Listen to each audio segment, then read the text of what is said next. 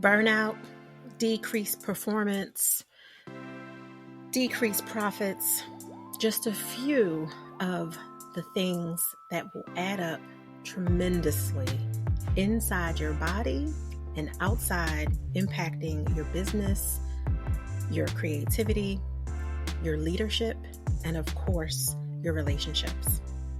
Welcome back to the Balance Bully podcast for ambitious women in business and a few brave men.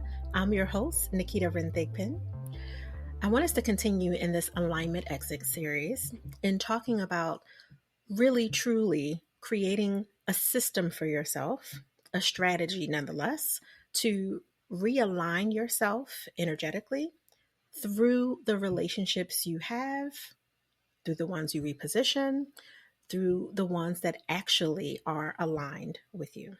And by doing something like this, at least seasonally, I like to do like a little fall realignment. I call it repositioning actually, but realignment seems to be the word play of the day. A spring one, a summer one, and a winter one, of course. In continuing with the series, because we've already talked about the silent weight of misaligned relationships, what it looks like on your body and your business and everything else when you have unsupportive relationships and unsupportive partnerships.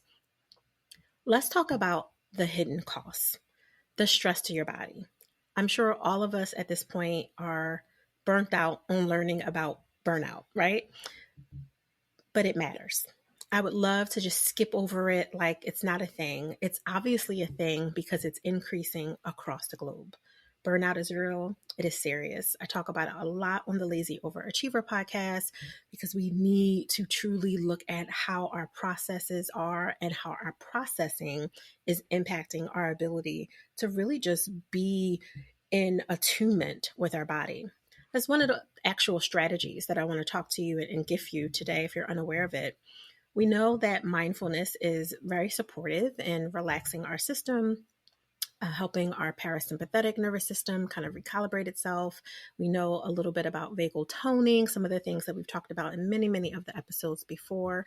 But to keep this short and sweet, I really want to succinctly look at how we can really lower the cost. We can't erase it. I would love to erase it, but we're humans living in a human world, having conversations, socializing, either because we have to, because of our organizational responsibilities, our businesses, if we have them, the fact that we are not alone in this world, and also because we have families, right? Families we love, we care about, get on our nerve, all the things, but we still have to socialize in some format.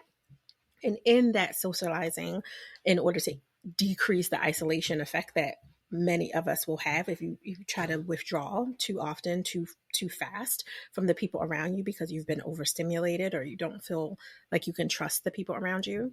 But when you're socializing, you're bound to run into some version of a conflict with someone in your family, your partnerships, someone at work that you work with, that you work for, that you are trying to guide in your work. If you have people who are tiered under you in that way, there's some type of conflict that's going to happen, typically because you just disagree on something. Sometimes it's bigger miscommunication issues. Sometimes it's because of flat out lies because people are lying blatantly or they're lying through omission and not giving out all of the information that they need to do. And we also see these same patterns in many of our relationships, our platonic friendships and our romantic relationships, and being mindful of what that does to our body.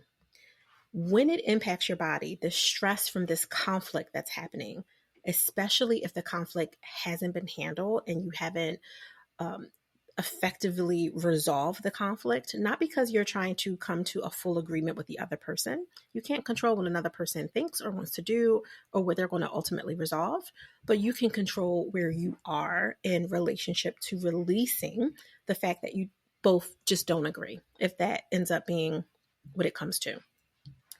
Now, if you're working with someone, obviously you can't just say, oh, well, Naketa, we didn't agree on this and we have to move on, because some parts of this agreement have to happen in order for us to move on with that project or that event that you're planning for the family member or whatever it is. So that not aside, obviously you have to create some version. I don't always love this word because it sounds many times like someone's losing, but on in some ways it's appropriate, you have to compromise, right? There has to be some version of an agreement, is what I like to call it, where you're coming together and saying, okay, this isn't the thing that I prefer, but it is the thing that I'm willing to agree on to get us to move forward so we can ultimately get to the outcome of having this beautiful, magical event for our loved one, or creating and finalizing this project for the client so they can get the transformation and the outcomes and the ROI that they've paid us to get, whatever that is, right?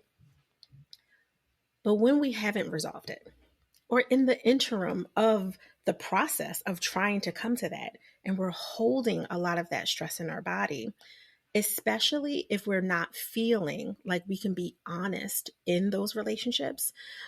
We've all heard the kind of tropiness of keep your cards close, don't show all your cards. And I believe that. I don't believe you have to show every single card in your repertoire of what you have or what you can bring to the table. You play strategically. You bring out what you need to bring out in order to keep moving forward, right? And in moving forward and bringing out the cards that you need to, some of us get so used to not showing the cards and try to play the game, quote unquote, so well that we stop playing at all. We actually don't share what's on our mind. We're not being honest in these partnerships, these relationships, these leadership opportunities, because we're worried about being PC. We're concerned that the person's sensitivity to feeling corrected, feeling rejected, is somehow going to impede their ability to move forward with us once we get through this process. And in the meantime, we're holding everything in. We see this happen time and time again with romantic relationships. There's one partner that's afraid that the other partner is going to blow up, or they're just having a bad day, so they don't want to add to the day. And I'm not talking about something that's toxic or intimate partner violence. I'm not even going that level. But just in the keep the peace, realm of this. And that happens occasionally because that's what needs to happen. If you know that your partner, your forever lover, as I like to call them, have something big coming up, or a big project, or something at work, or just something really heavy going on, now is probably not the time to talk about the disagreement over what dates the vacation should be planned, or who to invite to the dinner party that you're trying to have, right? Or whatever it is that's important to you. So not to be dismissive of that, but it's not the higher arching problem or the priority that needs to be addressed in that moment. So yes, pick the time, pick your battles, but don't not have the conversation. Be mindful that if you're holding these things in that are important to you, you want to help that person that you're working with or working for do things a little easier, smarter, better, faster, more efficiently, whatever it is, but you're worried about correcting them or their potential sensitivity to feeling rejected for some reason because they thought their way was the best way, and you're not doing it. All you're doing is pinning up frustration in your body. You're also lowering your own morale. And if you happen to have other people that you work with, including outsource partners, vendors, power partners, referral partners, people who are just in your tribe, if you happen to be a business owner that doesn't necessarily have team working with you, but you have kind of extended team in the way you work with accountability partners and all those things, let alone your actual vendors and assistants, virtual assistants, all the things, you're spreading all of that energy through.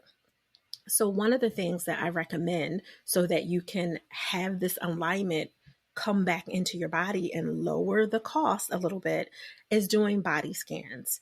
Anything under the kind of umbrella of mindfulness and meditation, even if you're not a woo-woo person like I am, it really, truly, and there's plenty of psychology and other neurobiology and other evidence-based sciences to prove this as fact, it does help your body recalibrate and it allows you to come into center. So doing a body scan by just literally breathing a little bit regularly, trying to close out the other distractions around you as much as you can. If you're neurodivergent, I understand that that can be a little bit more challenging depending on how those distractions are actually calming and beneficial to you in some ways.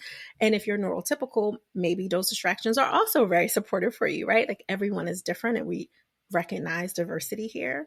But being mindful that you need to come into your body with the focus and precision of a surgeon that's literally about to do something extremely drastic that will help heal you.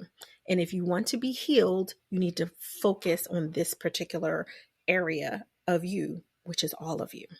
So from the top of your head to the bottom of your feet, and some people like to go feet up to head, you come into your body and you think about, how does the top of the crown of my head feel?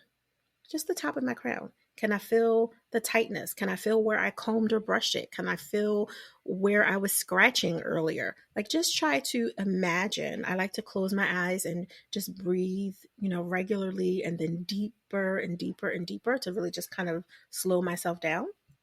But that may not be your jam. Whatever you need to do to come into yourself. Top of your head. What does the crown feel like? What do my eyebrows feel like? How do my eyes feel? Do they feel watery, itchy, tight, regular, lubricated, dry? What does the inside of my nasal passages feel like? What does the center of my throat feel like? What do my shoulders feel like? Then I go down to elbows, wrist, tips of every single finger if you happen to have all of your extremities. How does each one feel? The tip of my thumb, the tip of my index finger, the tip of my middle finger, the tip of my ring finger, the tips of my pinkies.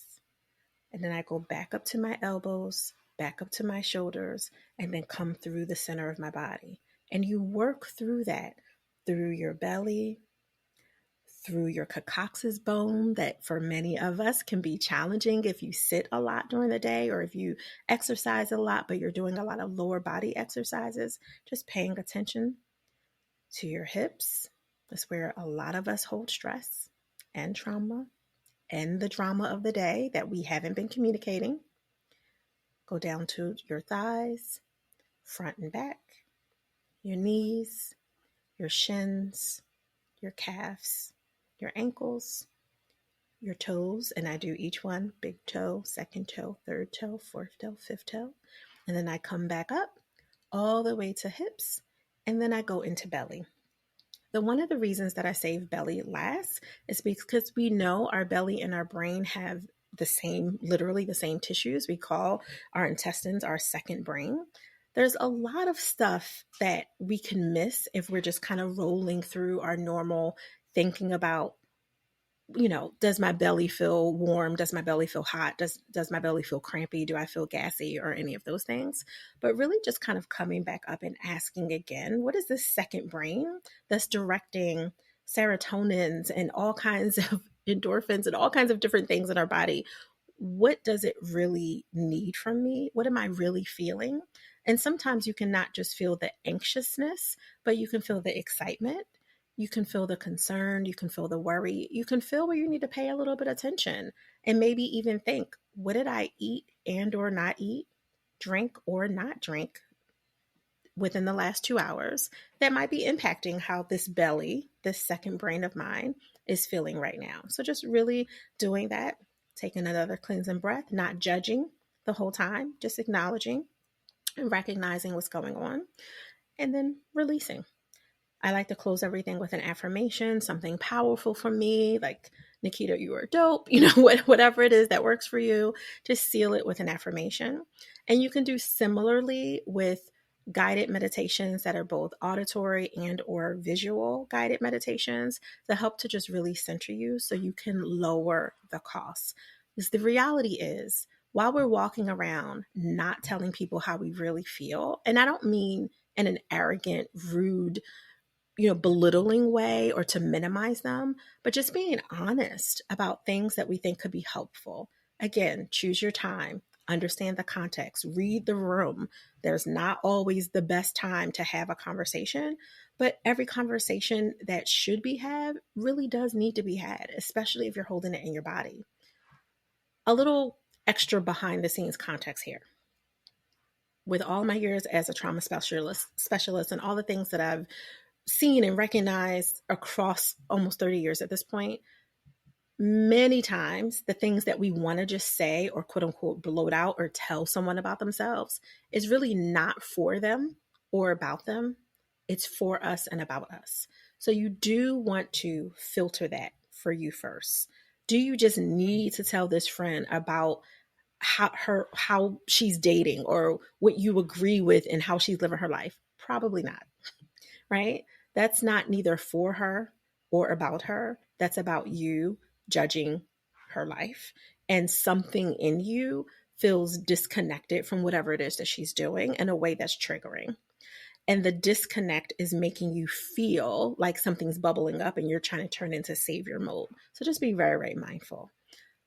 You always want to ask if you can gift someone something that may be awkward and uncomfortable to hear, but truly is for them. And if you can find yourself asking from a completely humble space and not being sarcastic in it, then maybe that gift is really for them. And it's just something that you want to give them to literally help to elevate them and increase their value in this life, in whichever way that it adds to the quality of their life.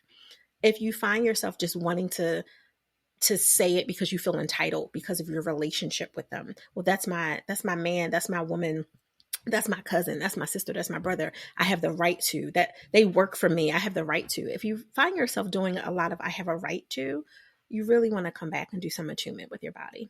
Come into your body. Really start to recognize your own vocalizations, your own body language, your own feeling of frustration that's in there buried under something, and including what you might be putting in your body in the first place to cover it up, which is a whole different conversation. The hidden cost, it's extremely high if we're not careful. You will pay the toll of this cost, of this stress, if you're not careful, and it will ripple through your business. It will ripple through your leadership. It will ripple through all of your relationships, even the ones that you have told yourself are healthy. It is rippling through because everyone is impacted. Even when you think that by removing yourself from them, by not going to the parties, by not hanging out, by not chatting with people, that you're somehow protecting them from it, the people who are closest to you feel the distance. And sometimes they interpret it and personalize it as something that they've done wrong. So just be really mindful of that. We're going to move on to the next episode. So in the interim, I want you to enjoy the balance of your day, but remember, do it boldly.